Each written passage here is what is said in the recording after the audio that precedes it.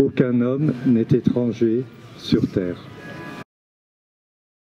Pour évoquer la situation de tous celles et ceux qui quittent leur pays et qui arrivent dans des conditions que l'on connaît, c'est-à-dire de traverser la Méditerranée, la Libye, la frontière entre la Turquie et la Grèce, la frontière de la Bosnie, de la Croatie, etc. Donc, et la Manche aussi, quoi. Et après, effectivement, avec cette situation paradoxale, c'est que ici on a une police qui empêche les gens de rentrer, et quand on est de l'autre côté, là-bas, sur les côtes de la mer du Nord, on les empêche de partir. C'est quand même assez paradoxal, mais donc on met les gens, plus on renforce les obstacles, et plus on met les gens dans des conditions délicates et difficiles. Et de danger, effectivement, au mépris au risque de leur vie. Ça, c'est vraiment le premier point. Le deuxième point, c'est qu'on rentre dans une période complexe avec les projets de loi du gouvernement, les nouveaux projets de loi, qui sera le 29e projet de loi depuis plus de 30 ans, qui à nouveau va renforcer les capacités d'accueil, les capacités de traitement ou d'accompagnement des personnes d'origine étrangère. Avec cette chose terrible, c'est on a un ministre qui dit qu'il faut traiter les gens en situation irrégulière comme des délinquants, ce qui est quand même absolument absurde, enfin, inhumain. Et d'autre part, l'objectif du projet de loi, c'est de rendre la vie impossible aux personnes d'origine étrangère, quelle que soit leur situation, quel que soit d'où ils viennent, etc. Voilà, ça va être dans les mois qui viennent notre prochain objectif de mobilisation. Laissez passer les sans-papiers, les oublier, les délaisser, les exploiter, les refouler du monde entier. Laissez passer les clandestins, toujours cachés, c'est leur destin.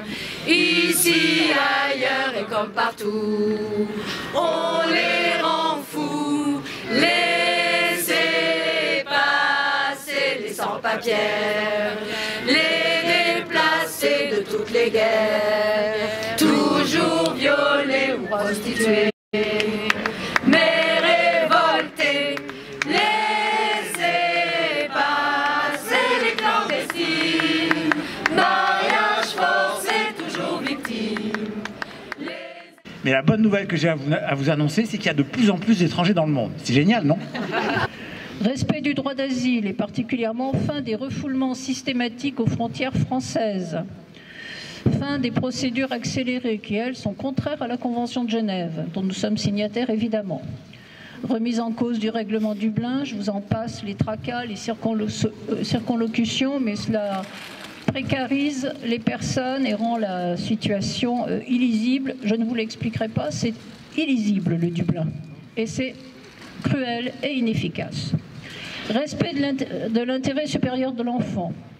Refus de l'enfermement dans les centres de rétention. Non-séparation d'avec leurs parents. Un parent qu'on expulse, le reste de la famille qui reste là. Alors je ne suis pas en train de vous dire qu'on va les expulser tous. Droit au séjour des parents étrangers d'enfants français. C'est théorique, mais quelquefois ce n'est pas respecté. Et accès à l'éducation pour tous les enfants. On va parler maintenant des mineurs non accompagnés, où les associations demandent que la présomption de minorité soit reconnue, mise en œuvre, et que toutes ces personnes mineures dont l'âge est remis en cause soient gardées à l'abri, soient gardées dans les foyers de l'aide sociale à l'enfance, au moins jusqu'à ce que leur âge soit établi. Une migration classique. Tout retour au pays implique un risque de persécution, d'enfermement, de mort. Des politicards racialistes s'en servent comme un joujou et stigmatisent les exilés comme on évoque le loup, une espèce qui se déplacerait en meute et se bousculerait à nos frontières. À travers leur traitement de la question, j'ai compris la vision que la plupart des hommes de pouvoir ont de nous, la France d'en bas. Les exilés sont le miroir sombre de notre société. Il est devenu normal d'enfermer, de maltraiter, de pourchasser, de nous reprocher d'aider les migrants, comme s'ils n'étaient pas des hommes. Dans le département, on ignore assez précisément ce qui se passe à la frontière, c'est-à-dire à la gare de Modane et sur la plateforme autoroutière du tunnel, où la police de l'air et des frontières refoule les personnes qu'elles interceptent et les renvoie du côté italien Et c'est ce qui fait que la plupart d'entre elles se retrouvent soit à Oux et ensuite passent à Briançon, où elles sont accueillies donc par le réseau Tous Migrants, par le refuge, etc. Mais c'est une réalité qui est un peu... C'est-à-dire qu'il y a une vraie difficulté, c'est au mépris de toutes les lois, au mépris des règlements internationaux, en fait on ne donne pas la possibilité aux personnes soit de demander de l'asile, ou soit d'être accueillies dans les bonnes conditions. En fait. Et on ne sait pas ce qui se passe, on n'a aucun contrôle, aucune idée de la réalité de ce qui se passe à la frontière, soit dans les trains, ou soit dans les bus, à la gare et sur la plateforme autoroutière du tunnel. Arrêt des obligations de quitter le territoire qui aujourd'hui sont délivrées de manière systématique par les préfectures, y compris des obligations de quitter le territoire qui sont délivrées à des jeunes majeurs qui auparavant avaient été pris en charge, éduqués dans nos lycées, etc. Et puis, je vais en passer un petit peu.